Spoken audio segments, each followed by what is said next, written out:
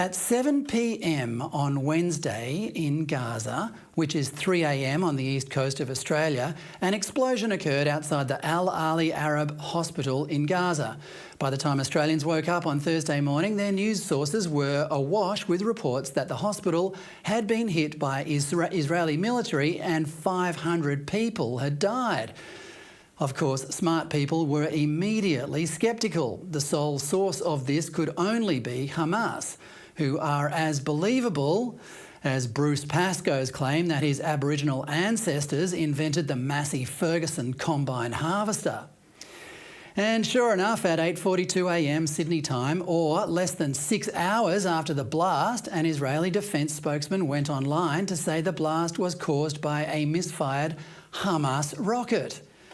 Further proof emerged in the ensuing hours, including footage of the rocket being fired from inside Gaza, then falling on the hospital, and a translated recording of two Hamas clowns talking on the phone and admitting they'd done a whoopsie.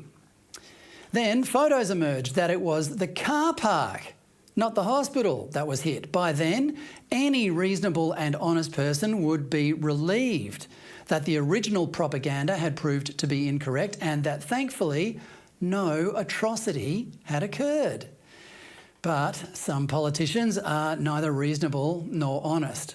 At 10:14 a.m, Australia's Foreign Minister, Penny Wong, published a tweet saying, quote, "The protection of civilian lives must come first and respect for international humanitarian law is paramount.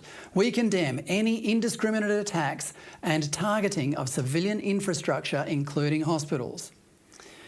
Well, notice the careful wording there. She isn't accusing anyone specifically of breaking international humanitarian laws or targeting hospitals. She can't, because it didn't happen. But she knows that by publishing this as a glib generality, certain demographics will get the message. The Israelis are guilty. Then, a whole 4 hours later, or more than 5 hours after Israel had correctly stated that the explosion was Hamas's fault, our Prime Minister, Anthony Albanese, released a statement curiously using the exact same words as Penny Wong. The scenes from the explosion at a Gaza City hospital are deeply distressing, and it is clear that there has been a devastating loss of life. Every innocent life matters, whether it is Israeli or Palestinian. Our thoughts are with those killed, those injured, and their loved ones. The protection of civilian lives must come first, as the Parliament said in its resolution that we carried on Monday. And respect for international humanitarian law is paramount. We condemn any indiscriminate attacks and targeting of civilian infrastructure, including hospitals.